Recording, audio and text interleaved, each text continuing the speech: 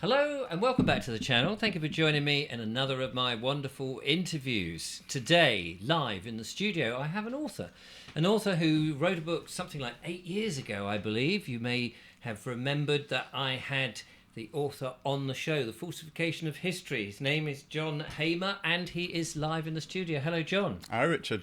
Lovely to see you. Yeah. Thank you for coming in. I know you're on the way doing talks about your lovely books. Absolutely, yeah. Thanks, Richard, for inviting me here. I've just made the 320-mile trip down from Scarborough, just round the corner. Yes, nice and local. Yeah, but it's great to be here. And yes, you're right. I've got some talks coming up in Surrey, Kent, and in East Sussex, West Sussex. No, East Sussex. I beg your pardon. Is this the first time you've been down this neck of the woods? No. I used to travel a lot for my job when I was in IT, so I've been all around the country. And I've done a couple of 2 or 3 conferences in Battle in Sussex as well. Oh right, yes. Yeah. So battling with the audience there. Yeah, probably. But yeah, it's great to be here. Thanks for asking me down. Now, so people may remember we had you on the channel before. About 7 months ago, we actually looked that up, which was interesting because time just seems to pass so rapidly. It seemed much longer. I thought it was last year, but yeah. And we were talking mainly about your first book, but you have been quite prolific with writing. Yeah. My goodness. And this is 700 and something odd pages. Yeah. In which you tell the viewer, the reader, if I get my facts right, you tell the reader how our history is not like we thought it was. And of course, we've been talking a lot about that on this sort of channel, about how we've been lied to in so many different ways. Mm-hmm.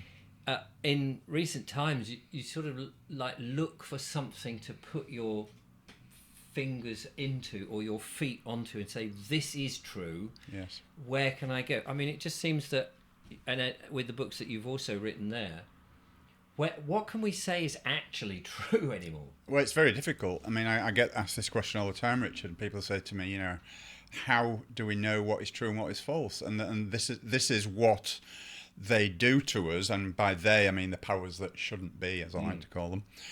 This is what they do to us. They present us with this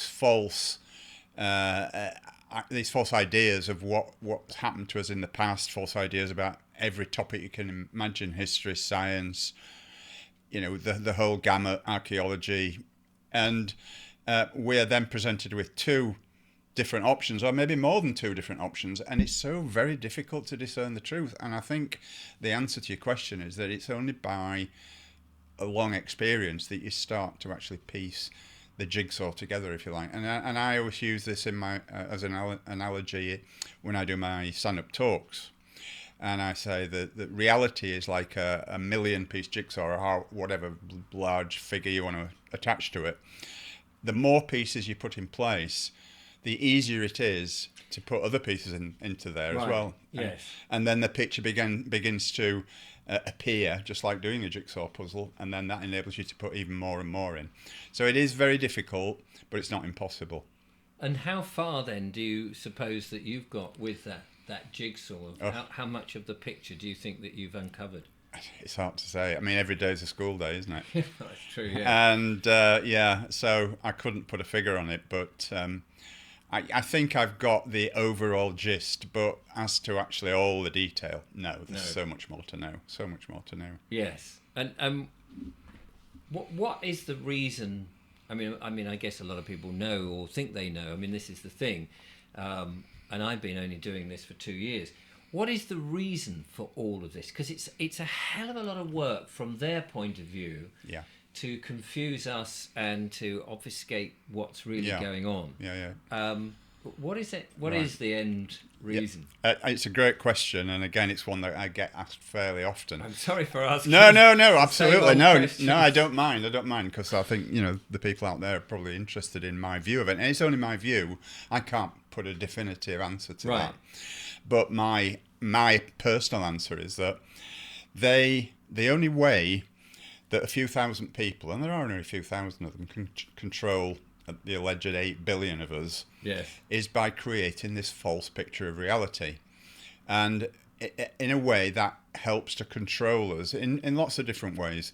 If we don't know the history of our race, because they tell us that evolution is a thing, the Darwinist theory of evolution, they tell us that we live in this endless universe and we're just one tiny, tiny speck of dust in this vast universe. They tell us that. I'm not sure if that's true. And all this stuff that they tell us, and a lot of which is covered in my books, obviously. I can't cover everything, but a lot of it is covered in there. Most of this stuff is done to obfuscate the truth. And the truth is that we are very, very powerful spiritual beings. And if we were to be allowed to understand that and act upon that, then that would be a great danger to them. Yes. So it's all to hide the fact, this is just my opinion, by the way, it's all to hide the fact that we are extremely powerful spiritual beings. And if we ever got our acts together, our collective acts together, then they would be in trouble.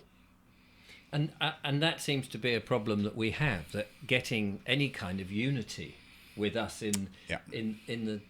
I don't really like the truth and freedom movement because it's sort of very...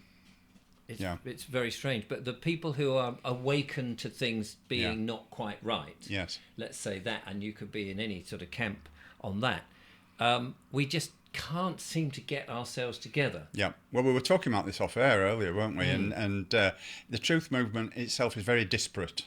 Very, very disparate.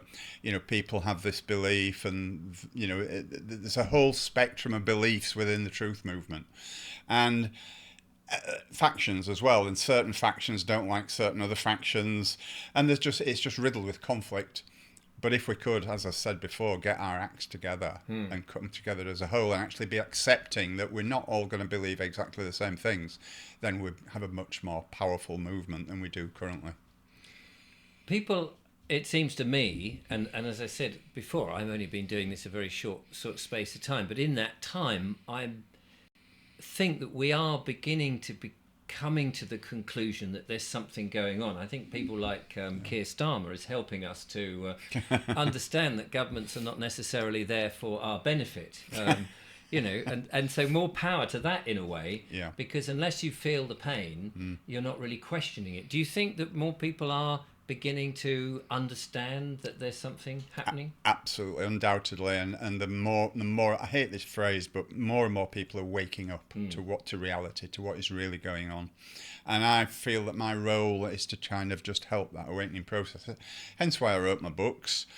So I've noticed. Well, when I first came into the truth movement, for want of a better word, it was 27 years ago, and I didn't know anybody else who felt the same way as I do. Now it's quite commonplace. I was going to say, you must have felt quite isolated if you're sort of honestly, going, this is all true, everyone, and you're not noticing it. Oh, well, let me tell you, my family wanted to have me sectioned. Really? Absolutely, yeah. And it caused real division between myself, my family and friends, and I was very alone for a long number of years. Yes. Very, very alone. But eventually... fortunately, my family eventually came around to my way of thinking, and they kind of accepted what I was saying, but it was kind of grudgingly. But no, I mean, the wider picture is that people are, and I think things like COVID helped to wake people up. So I'm seeing a lot of people who tell me that, that was the catalyst for them. But everybody comes at it from a slightly different point of view, but they end up at the same place, or more or less the same place. So, yeah. Do you ever feel that some of the things that you've done in the past before you started becoming aware of the difficulties, actually you find that they were almost planted in your past, that you suddenly go, oh look, I've got these skills and these skills and these skills, which has made what I'm doing now a lot easier? That's an interesting question, actually. What I would say, I can't really put a definitive answer on that, but what I would say is that I've always been a questioning person. Right. I was the boy at school who stood up and asked the teachers why, when it was very inconvenient, when the answer would have been very inconvenient. Yes. And so I always had that reputation as a kid of being the guy who was the awkward little sod in the corner, who was kind of asking all these awkward questions, not just at school, but in general, my parents as well. And you say, why this? Oh, because I said so, be quiet. Yes. So I always was that person. So yeah, I mean, I know it's not a proper answer to your question, but that's the only thing I could think of really that kind of partly met it anyway. Right. I mean, have you always been a writer? I've always had a penchant for writing. I started writing articles for websites in the early 2000s, and I was fortunate enough to get kind of commissions for regular writing slots on various websites. And then somebody said to me one day, probably in about 2008, why don't you write a book? And so I thought, yeah, that's a good idea. So The Falsification of History, which was my first book, which was published in 2012, that was what I did with that. I actually pieced together a lot of my articles that I'd written for various websites over the years, and padded it out and filled it out a bit with other new stuff, new material, and that was like the basis of my first book. But yeah, I began writing it in about 2009, 2010. Since then, yes, I've been a professional writer. That's what I do. This is my job. Right. And did you find The Falsification of History an easy thing to sell to a publisher? To get published? No, I mean, it's not mainstream published. It's self-published. Right. As all my books are. Okay. Mainstream publishers would not touch it. I did try, but it's too controversial for me, obviously. You know. So that's quite a big thing then. Because this is, as I say, it's like 700 pages. You said to me off air that it took 2 years to write. Yeah. And then if you go to all that trouble and you self-publish it and nobody buys it, was that ever a thing? Well, yeah, I mean, worry? But the thing is, you see, Richard, I didn't start out to make money from it. Right. It was just a hobby. Yeah. Right. And yes. and I just thought, well, I'll write a book. Yeah, it'd be nice to have my name on a book for posterity. But then it kind of just grew from that, and now, yeah, it's a serious part of my income, and so.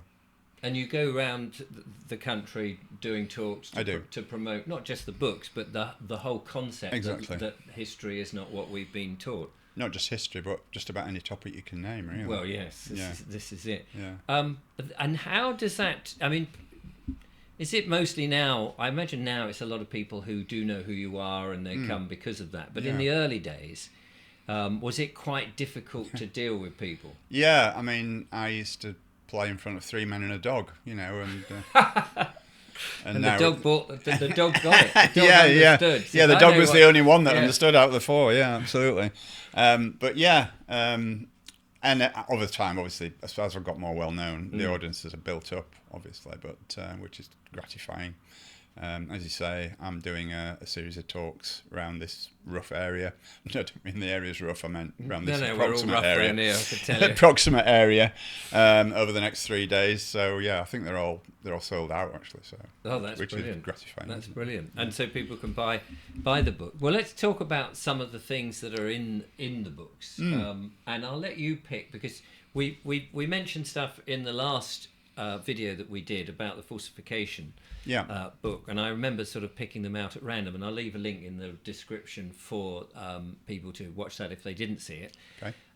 You've got a big pile of books there. What sort of subjects do you think that we should be paying attention to at the moment? Ooh, that's a good question. Yeah, I mean, I don't know the answer to that, I'll be honest. I think we should anybody who's new to this topic, if you like, this truth topic, this book, that book, this book is definitely the one. This is the starter. Right. Okay. This is for newbies, and it basically lays out. Okay. Well, let me tell you the contents of it a little bit. Let me look at the index just to refresh my memory. I don't often pick this book up and read it, to be honest, because it's and it was a while since I wrote it. But it's kind of a chronological attempt to look at all the different events over the last millennia and beyond, and put a different spin on them. Put the real spin on them. Yeah. So I cover everything from, the world wars, the revolutions, Russian and French revolutions, ancient British history. I talk about Freemasonry. I talk, the very huge influence that Freemasonry has on things, and it certainly does. And things like the Gunpowder Plot, that wasn't real. It was a false flag, in effect. So there's lots of false flags in there throughout the ages. So yeah, it's a chronological look at it. I look at health, I talk about health, food and nutrition, even a little bit about religion and spirituality in there. So it just covers the whole gamut of things, trying to uncover the lies that we're told. And similar with science, it's the falsification of science, and it's But science, I mean, science is is the new religion at the moment, isn't it? Oh, absolutely, yeah. And yeah. we're told often science is fixed. Yes. And we've got this fixation with the idea that the planet's warming up. Yeah. And as a result of that, pretty much all our lives are being blighted by the green agenda, the net zero policies. Yeah. yeah. What does your book on science say about the man-made global warming? Well, it's a con, basically. In a nutshell, it's an absolute con, and it's part of something called Agenda 2030, which is their attempt to absolutely, totally subdue us. They need to subdue us because that's, as I said right at the beginning of the piece, the only way that a few thousand can control 8 billion is by subtly subduing us with lies. And this is what the climate change thing is all about. And it's a way of adding extra controls and creating this false idea that we're somehow to blame for... Yes. It's nice, it's all our fault. Yeah, so, they're very good at putting the blame on us, and this is exactly how they do it. And, it's like guilt tripping us. Yes. In that case, the climate crisis. And I mean, the thing is, we've had people like Greta Thunberg, who has scared children, because children were resonating with her and getting them frightened that their futures were not going to happen. Yeah. Because everything's going to burn up. And of course, it doesn't help that mainstream media, of course, are bought into all of this anyway. Yeah. And are part of the issue. Of course. Which is, it's very strange. What I had a question, and it's typical. It's just flown out of my head. I know the feeling. Yeah. Are you surprised at the? I mean, I'm always surprised, I suppose, because of who I am, that I seem to react differently to everybody else. But are you surprised that so many people swallowed this? That the planet is warming up, and they keep following along with it? No, because it's a very, very clever ploy. I mean, the thing is that they're very good at propaganda and psychology. They have experts that understand the human psyche and which buttons to press and which levers to pull to make us believe certain things in a certain way. So I'm not surprised by it. The whole of the media is in on it. Okay, yes. That might sound like crazy, but it's absolutely true because the media, the entirety of the mainstream media, 99% of it at least, is owned by 5 individual corporations, all of whom are linked back to the people who perpetuate all this stuff. Yes. So, it's very easy in that sense to put across this unified message, and then people believe, well, it must be true because everybody says it. Because everyone's doing it. And so that makes it very difficult for people to push back, doesn't it? Absolutely, it does. Yeah. So, just to come back to your last question, I am not surprised at all that people fall for it because it's very, very subtle and very, very clever and very, very you get a very, very unified message, which is exactly how they want to present it in order to make people believe it, because if it wasn't believable, it wouldn't work. Yeah. But I mean, some of the policies, surely you see these policies coming in and you think these are so extreme now that the councils are going along with it, and some of those councillors who do seem to not be in on the thing, but they've obviously got pressure from above, they've got pensions, they've got various backhanders and things that it does seem an uphill struggle. Oh, it is, without a doubt. It's a slow process, but I do believe that gradually more and more people are waking up, and it's kind of what they're doing is kind of, in a perverse way, they're actually hanging themselves because they're getting more and more desperate, and the agenda is progressing more and more quickly, and this has the effect of making people stop and think, hang on a minute, what's going on here? Yeah. And then it just needs that little trigger, and then people start going down rabbit holes. And this is why I believe that eventually we will win. I can't put a timescale on it, but I think tomorrow afternoon would be useful. It would be great. In fact, I would even settle for tomorrow evening, to be honest. Well, that's true. Yes. But you could just about survive that long. Yeah. But it's interesting because, just to repeat what I said and make the point, the fact that they are now rushing their agenda through, and I think they are, is actually working against them. Do they have a table that they're working to then? I mean, it does seem as if they're rushing to get to a point, whereas in the past they weren't. It was very slowly catchy monkey. Yes. Whereas now it's like, never mind the monkey. It's like the frog boiling. Yeah. Now we can feel the heat. Yeah. And it's as if somebody suddenly turned the gas right up. Great analogy, absolutely. And I think, to answer your question about the deadline, well, Agenda 2030 says it all, doesn't it? Originally, it was meant to be 2030. Mr. Schwab, during the COVID stuff, Klaus Schwab, who's the head of the WEF, I've got lots of fingers in lots of pies. He said at one point, by 2030, you will own nothing, not even the clothes you're standing up in, but you'll be happy. So I think that they believed that 2030 was going to be the year, but I think they backtracked on that now. Right. Definitely backtracked. Will they come out with an Agenda 40 now? Maybe, who knows? And just sort of string it out a bit longer. It's possible, yeah, but they're definitely running scared, in my view.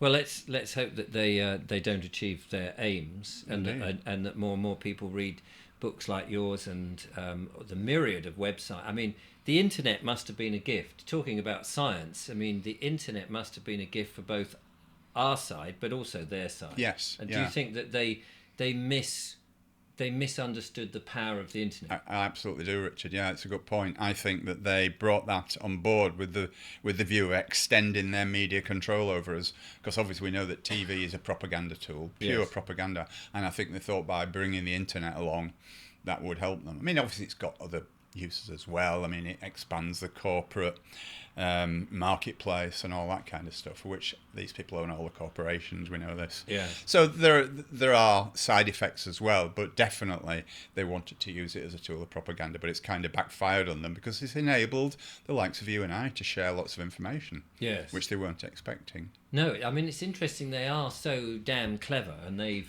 worked out what we will do with all their psychologists and how people react and what have you, but they couldn't guess that you locked them down during the COVID pandemic, and people got nothing else to do. They're not just going to keep watching television. Exactly. They're asking questions over the internet. Yeah, well, these people are very clever, don't get me wrong. Our adversaries, they're very, very clever people, and they've got a lot of knowledge and, some very clever and interesting methods, but they're not infallible. And we're just chipping away at the little cracks in their stories at the moment. This is what I'm doing, and this is what lots of other people like me are doing, like yourself as well, in a different way, so. Yes, and in many ways, I mean, this is something that, it's only really occurred to me fairly recently, is that we're more motivated to find the answers because we're the ones it's going to impact the most. We're the ones suffering, absolutely, yeah. Yeah. So science is one of the things. Let's have a look at one of your other books that you've got here. So that's the Falsification of Science. That's another equal big tome. Yeah, one that I don't have here, which is actually bigger than this, is called Behind the Curtain, and it's 2 volumes, both of which are larger than that. Wow. Yeah, so I don't have that with me. But another large one is this one, Welcome to the Masquerade, which is the story of 2020 to 22 and all the background and the history behind that. Interesting front cover. I was going to say, it's a fascinating front cover. Yeah, well, that was designed by my co-author Shannon Rowan, who lives in the States, and she's she's an excellent artist, so she actually designed that. What does it say there? Prelude to the Coming Reset. Yeah. And then I've got some smaller ones, actually. But before you get onto that, it's interesting. Sure. I mean, we're seeing at the moment, are we not, so many satanic images everywhere. This is what that was about. Yeah. That was actually taken from some Rothschild public ball in the 1970s, where they all dressed like that. Amazing. Yeah. So that was... But worrying. Yeah, and of course we've got the gas mask there as well, which is a bit of a giveaway as to what it's about. Yeah. So I do have 3 smaller ones. I've got 2 books on the Titanic. That one is the factual book about what really happened. Which is called HMS Olympic. RMS Olympic, RMS, yeah. sorry. Yeah, sorry, yeah, it's a bit difficult to read. For obvious reasons, or maybe not that obvious reasons, but that's the real story of Titanic. And this is the novel, my only other novel, called Titanic's Last Secret, which is based on RMS Olympic. So it's a novel based around the real truth of the Titanic. So that gives you an opportunity to stick in the truths within the novel, but Exactly. people can read it. Yeah. We were talking about this just before we Exactly. filmed, but sometimes fiction is a great way It is. to debate a subject without necessarily people having to disagree with you, because Yeah. it's just fiction. It's just a story, but it's full of truth bombs. Yes. As you know, that's the idea of doing a novel. And then my other book is JFK, A Very British Coup. And in this book, I propound the fact, or the theory, if you want to call it a theory, that JFK was assassinated by the British Crown. Oh, right. There's bags of evidence in there for it. And what would be their motive? well, okay, by the British Crown, I don't mean the royal family. I'm talking about the British Crown Empire, which is the financial empire of the world, and So it the runs Crown Corporation. Yeah, now, okay, it's quite a complex story. I'll do my best to summarise it in a nutshell. Well, by the book, of course. By the book, yes, of course. I won't tell you. No, I will. No. Give us a hint. Yeah, well, basically, it's based around the idea that, and it's more than an idea, it's not an idea, it's the truth, that in 1871, the United States, who had got its independence from the UK in 95 years earlier, but in 1871, they came cap in hand to Britain because the country was bankrupt. Okay, it was partly due to the Civil War, which had happened kind of 6-10 years earlier. And the British Crown, who run everything, absolutely run everything in the world, again, evidence for it in the book, said, yeah, fine, but you're going to change your constitution. And you're going to be subsumed back. Now, this is real. This is not me making this stuff up. This is documented. Okay, you're going to subsume you back under the control of the United Kingdom. Okay, so I get absolute pelters for this when I do American podcasts. Some of the people Americans really object to this, but honestly, it's true, and it's very easy to find out. You can go on the website and do a search, and you'll find that I'm speaking the absolute truth. But to cut a very long story short, America was subsumed back under the control of the UK, and that is still the case today. So although people think we're driven by America, it's actually the other way around. Gosh. Yeah, it's true. And again, I go into detail about that in here. One of the chapters is all about that. But yeah, so the long and short of it is that the British Crown Empire controls the world. Now, JFK he's no angel, but he was one of the very few presidents that have gone against the establishment. He upset just about every faction of the American establishment you could name: the CIA, the FBI, Big Oil, Big Pharma, the Federal Reserve, Israel, the Catholic Church. On and on and on it goes. He liked a good fight then, did he? Well, he did. And to be fair to the guy, I think he was trying to clean up the country. Right. But it was kind of naive because these are very powerful factions. And the point being, about all those factions, they're all controlled by the British Crown Empire. Now, some people out there will be going, that's rubbish. No, it isn't. It is not rubbish. It's absolutely true. So, hence, JFK, A Very British Coup.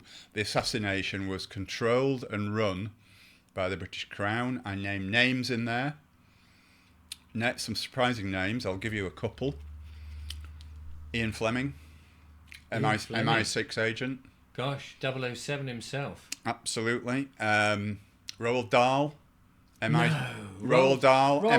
MI6 agent. He was involved in coordinating. Those two were involved. The Willy Others Wonka, as well. Willy Wonka and James Bond. I know, it's crazy, isn't it? That is very hard. Some people will be going, "Oh my god, this man is mad." I'm mad. But yeah, no, it's true. It is absolutely true. Yeah, and there's other names in there. I won't go. I won't. No, we don't get us taken off the air. No. No, but that's a fascinating book. If nothing else, people will now be very intrigued to go there. Somebody said to me that he staged it himself so that he survived and put somebody else in, knowing that he had upset everybody. Is that a plausible thing? No, I don't think so. Fair enough. I don't think so. Somebody said that to me today. Yeah. I mean, I get, as people will know. It's only, I'm often my moaning opinion. about it. It's only my opinion. I mean, Yes. I don't want to diss anybody else's opinion, but I don't see that at all. No. No. It was just something. It was by pure coincidence that someone had said that, and you sort of go, "Oh, okay, fair enough."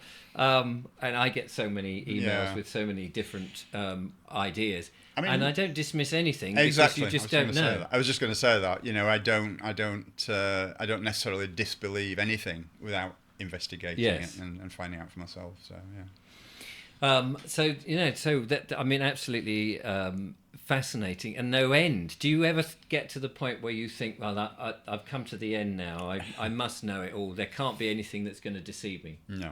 No, you never do. I mean, even though they're quite comprehensive, these books, there's so many more topics I could write about. It's don't ask me to name them. No. I mean, the example I give, and people now know that I smoke a pipe, and I'm enjoying smoking a pipe very much because somebody sent me a book called Smoke Screens, and it talked about. And the guy we're writing it says, I'm not trying to endorse smoking at all. It's just I want to look at all the trials and the experiments that were done to prove that it was really, really bad, nicotine. And he said, the bias and the money and where the money was and what they were trying to do. At one point, it was very beneficial because there was a lot of tax to be made. Then there was something going to happen in 2020. And there's something in nicotine that affects the spike protein. Really? And when I read that, I thought, that's interesting. Then Dr. Brian Ardis came up and he was doing a thing about nicotine and how good it is for us. Mm-hmm. And then the other thing that made me smile, I suppose, is when you look at the cigarette packets, and I'm not saying cigarettes are any good because they put loads of stuff into them, but pipe tobacco and cigars, where you've got more of a cleaner product. Yeah. What sort of stood out to me is how the government spend more than, in many cases, 50% of the packaging telling you that this product is really bad and going to kill you. And I think there's a lot of dangerous product. I mean, alcohol, you could say, is a similar product. Absolutely. And there's no warnings on it. Bleach, and there's no, there might be a tiny, don't drink this. And there's many household things. And yet smoking seems to be the most biggest and terrible thing.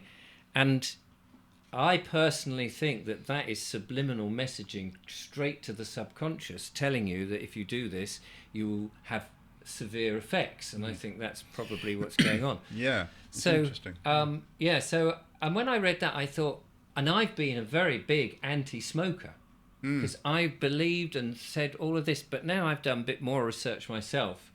And actually, now I smoke a pipe for health reasons, which might sound a bit freaky. It doesn't actually, and I'll tell you why, because, and this is something that kind of rings a bell with me. I'm not a smoker. I have no intention of starting smoking, by the way. I don't like tobacco smoke at all. I just don't like it.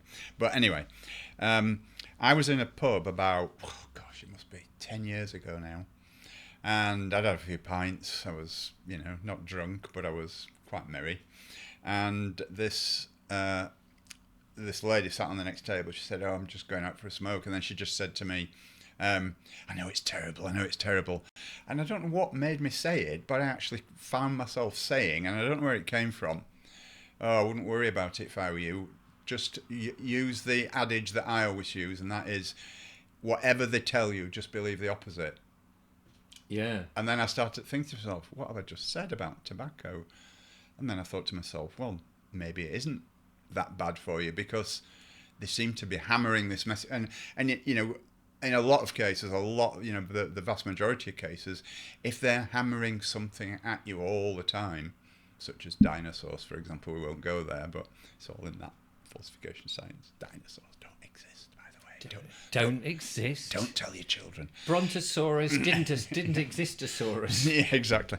But anyway, so yeah, I've lost my thread now. No, so I just started thinking, I wonder if that's true. And then I kind of thought about it. I did a little bit of research and then I forgot completely about it until you just mentioned it now. Yes. But yeah, it wouldn't surprise me. I kind of have this glib attitude, and it is a glib attitude, that just believe absolutely the opposite of anything that comes out of that square box in the corner. No, I mean, I totally agree. And whilst, as I say in the book, he wasn't sort of advocating smoking because you can get nicotine in the deadly nightshade vegetables. So tomatoes has nicotine in, really, I didn't and know. aubergines has nicotine in. Wow. And he said nicotine's not addictive. No, it's the substances they put in that's it's addictive, because you don't see people rushing for tomato first thing in the morning. I must have a tomato. I've got to have a tomato. An aubergine. I haven't had my aubergine fix for the day. Yeah. And so and nicotine is prevalent in all that. So you haven't got to go smoking if that's not your thing. No. But I use that as an example because I made a video about that, and even then, people who are awake in the audience who would accept, people didn't land on the moon, JFK was a very British thing. People who would accept so many of those things that perhaps many of the great unwashed out there don't accept. But when it came to something like smoke, it's been so hammered into the psyche that they couldn't open their mind to the possibility. And I'm not saying it isn't dangerous. I'm just saying let's have an open mind about everything. Exactly. That's a great philosophy, Richard, and that's kind of what I advocate. In my stand-up talks, when I talk about various topics, I always end it by saying, look, I don't want you to take my word for this. I want you to go out and find for yourself. Don't believe me. Yes. Pretend I'm lying. Yes. But just go and prove me wrong. Yeah. And it's a point of interest, isn't it? Because it's like, well, he says this, and you can go online and, wait a minute, hang on a minute, and you get drawn in, and you go, is this true? Absolutely. But at the same time, there are, and there must be, and they must know this themselves, there are mistruths deliberately aimed at people like you to send you on a path. Definitely. Because they must know that a percentage of the population are not going to believe what they say. Absolutely. So there's a lot of people who don't believe in global warming, man-made, and so they need to give them something to distract them or to confuse them or to conflate what's going on. Absolutely, yeah, and that's a good point. Yeah, there is something called disinformation, which is what you've just been talking about, and they do plant untruths in there to actually lead people up the garden path, or at the very least confuse them. Right. So that happens. I mean, a good example of that is the flat Earth. Now, I'm kind of down that road, flat Earth. I wouldn't say I hang my hat on it totally, because I actually believe that the Earth is actually a lot bigger than we're told. Okay, well, I'm getting off the topic here, but it's just an example. Now, the Flat Earth Society is there as a disinformation project, because the Flat Earth Society believe ridiculous things. I can't remember them off the top of my head now because It's so ridiculous you've forgotten them. Yeah, absolutely. But the Flat Earth Society, because whenever anybody talks about Flat Earth, on the very, very rare occasions that it's allowed into the open, they're always countered with the Flat Earth loonies, if you like, and their view of it. But they're just shills. They are the shills. Right. Yeah. You see, it's interesting, the whole thing, because you often get, and I forget what it's called. There's a name for this thing where it's this or that, and it's the Hegelian dialectic. That's it, the Hegelian dialectic, and it seems to me that we're very often presented with two possibilities. Yes. So flat Earth or sphere.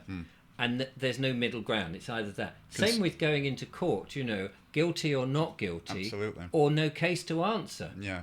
In which that's like, you don't have to be guilty or not guilty. There's no case to answer. But we're often given those choices. Yeah. Absolutely. And it's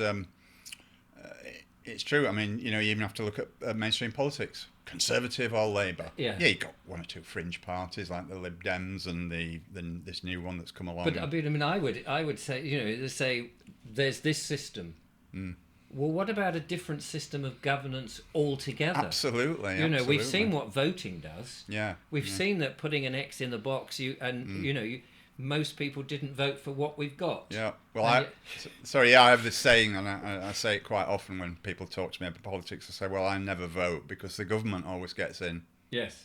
And that's true, isn't it? Yeah, absolutely. I mean, and they're never your friends. No. And whichever party comes to power, they are all controlled by the same people in the background anyway. Yes. Yeah. So they'll just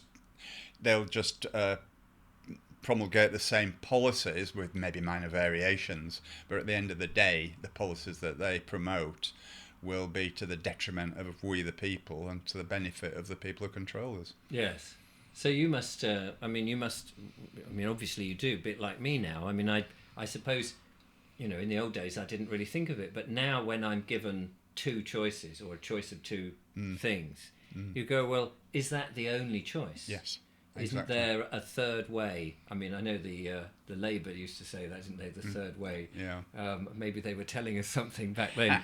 Yeah, possibly. Mr. Blair, the third way, not to voting. But we've so it is fascinating to get into all this because, I mean, if nothing else, it expands the mind. Yeah, absolutely. Yeah. I mean, this is the problem, isn't it? Because the powers that shouldn't be, want us to have this viewpoint of the world.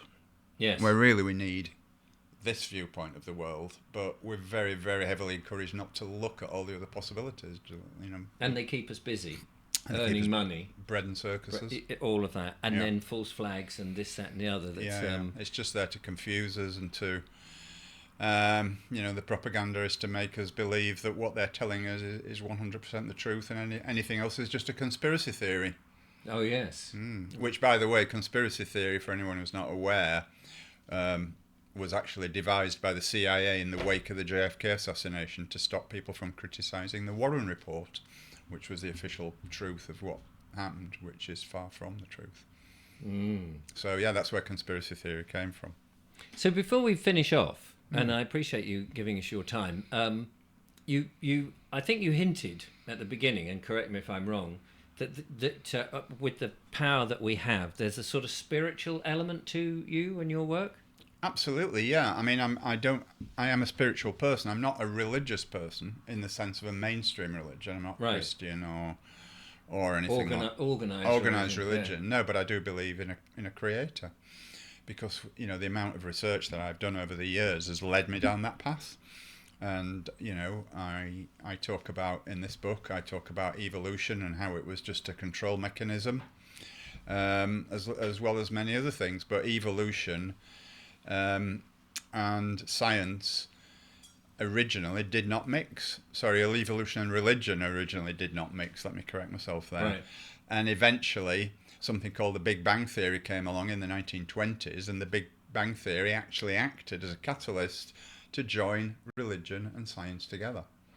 It allowed religion a get-out clause for what they believed, and it allowed the sciences a get-out clause for what they believed. And as you said earlier, science is just a belief system. Yes.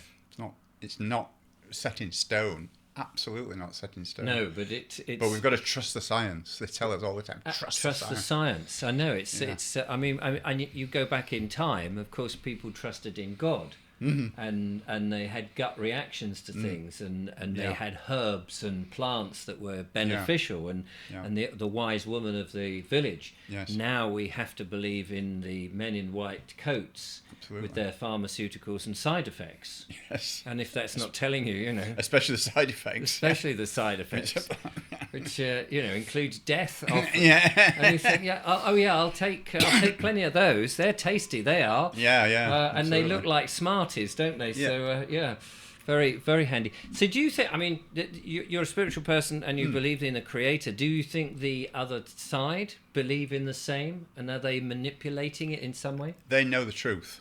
We don't know the truth. I don't know what the truth is. Nobody does, unless you're privy to what they know. Right. And these people that I'm referring to, these mysterious this mysterious them, these are the same bloodlines that have been around for millennia. Okay, it's the same bloodlines from Babylonian Empire, through the Persian Empire, the Greek, Roman, right, and the royal families of Europe today. It's the same bloodlines, with hangers on around the edge as well. Yes. But that's the same basic bloodlines And that have been in it's not charge. been thinned out since all that time. Maybe. I don't know. I don't know. I don't pretend to be the fount of all knowledge, Richard. No. Well, we're holding you accountable. Oh, thank you. As the fount of all knowledge. It's Why very not? kind. Well, you've written lots of books, so you must know. I do really. I'm just not telling you. That's right. Yeah, drip it out in more books. Yeah. So there we are. So they know. Well, if you want to know, ladies and gentlemen, and find out more about what John knows, then it's obviously a good idea to go and get your books. Now, you said you were self-published. Yes. And to help authors, it's probably a best idea to go to the author's website to buy the books. You get better deal, you get better service, and they're written by the same person. And they're signed. There we are. So then you can, copy that signature and put it on a check. No, don't do that. Yes, you've got what is just for the sake of people who watch this, I get this all the time. Some people watch the show on their smart TVs, so they don't see the description, so they don't see the links. Okay. So if I verbally say, or get you to verbally say your website, then they can go immediately to it. Okay, my website is falsificationofhistory.co.uk. Nice and easy. Falsificationofhistory.co.uk. And I've been told that some of these YouTubers, they use a little bit of NLP, that sort of, hypnosis thing, where they say things like, go straight to the website and buy the books. Go straight. And I would never do that. No, I would never. No, it's not right. Richard. It's not right, is it? However, if people did go and buy your books, that you'd be eternally grateful. I would, because as I said, this is my job. This is what I do for a living, and it helps me continue my research and actually helps me to put food on the table, which is even more important. Absolutely, and let's hope it's organic, healthy food rather than all the rubbish that is being pushed at us. Yeah. Next year, then, you got a tour on next year? I've got nothing planned next year. A minor tour. I'm doing a couple of talks down in the southwest, down Stroud in Gloucester and Weston-super-Mare, and I'm also trying to, fill that out a little bit. But at the moment, that's all I've got planned. I've got a talk in Birmingham at Truth Birmingham in January, and I don't think I've got anything else now. With Christmas coming up, it's kind of a bit of a hiatus for a month or so. So yeah, probably nice for you though. I mean, I've been quite busy this year, and I sort of had a pause from some of the interviews and come to the end of my little reign of running around the countryside, driving on our wonderful, easy to use roads. Wow, I know. Which are just getting worse and worse and worse. It seems. It's crazy, isn't it? So there we are. What a great thing. Before Christmas, go and get yourself some of these wonderful books and pass them on to friends and lovers. Could I just say one thing about my upcoming book? Of course. Please, yes, go for it. Okay. Yeah, well, I've written another book. Richard, have you written another book? I've written another book, Please tell us Richard. about your other book. I'll tell you about my other book, Richard. Yes. My other book is going to be called 60 Degrees South, and it is a novel. Okay, because as we said, novels are a great way of dropping truth bombs, and people who poo-poo alleged factual books, such as the ones that I write, are sometimes more receptive to reading about things in a novel, especially when it contains truth bombs, which encourage them to look up and say, oh, I wonder if that's true, I wonder if that's real. So yeah, it's a novel, and it's called 60 Degrees South, Beyond the Ice Wall, and I don't claim 100% credit for it, or even 50% credit for it. That's my co-author, Andy Ross, who's a friend of mine. It was his idea. He invited me to join him on the project, and I was only too happy to accept when I discovered what it was meant to be all about. Obviously, I've contributed to that. But yeah, it's about, as the title would suggest, what goes on below 60 degrees south. Now, 60 degrees south is the limit of where people are allowed to travel southwards. And there's something called the Antarctic Treaty, which was formulated in 1959, which actually physically prevents people from going beyond that 60th parallel. And the UN forces actually patrol that 60th parallel and stop ships and aeroplanes from going beyond it. Now, people say to me, oh, I know somebody who's been on a cruise to the Antarctic. Yes, of course you do. They allow certain cruise ships and tourists to go to the Antarctic just so that they can say that they've been, but you can't go inland. Right. You're only going to the coast, and then you're going to, there's a post office, I believe, at one point in the Antarctic. You send a postcard back to your family with Antarctic postcard on, just to impress people. No. So just to put that to bed, yes, people do go to the Antarctic, but it's very, very controlled. So anyway, the book, it's called 60 Degrees South, Beyond the Ice Wall. It'll probably be out in January. And it's about what we, Andy and I, believe is going on down there, in a nutshell. Interesting. And it's very sinister. Sinister. Oh, sinister stuff going on the down on the at the bottom of the planet, if it's a planet, whatever it is. Whatever knows? it is. Wherever we are. So there we are. And when is that out? January, we hope. Well, yeah, definitely January. Yeah. Yeah. Fantastic. Well, I look forward to that. So there we are, ladies and gentlemen. I hope you've enjoyed today's show. Big thanks to John Hmaer and his glamorous assistant who came up the stairs with all the books. Big rippling muscles. She would need them. My lovely wife. Absolutely. Thank you so much, the pair of you, for coming in. Thank you, Richard. Do let us know when the book is done, and we'll give it a promotion, the new one, on the show. Fantastic. Thank you. So there we are, ladies and gentlemen. Thank you so much for joining me. I will be back with more guests and more of my monologues, of course. But in the meantime, thanks so much for watching. I've got to find the mouse now to turn the thing off. From John and I, it's been very, very nice to... Which camera are we on? That one. It's been very nice to have your attention. Until next time, goodbye. Bye, everyone. Thank you.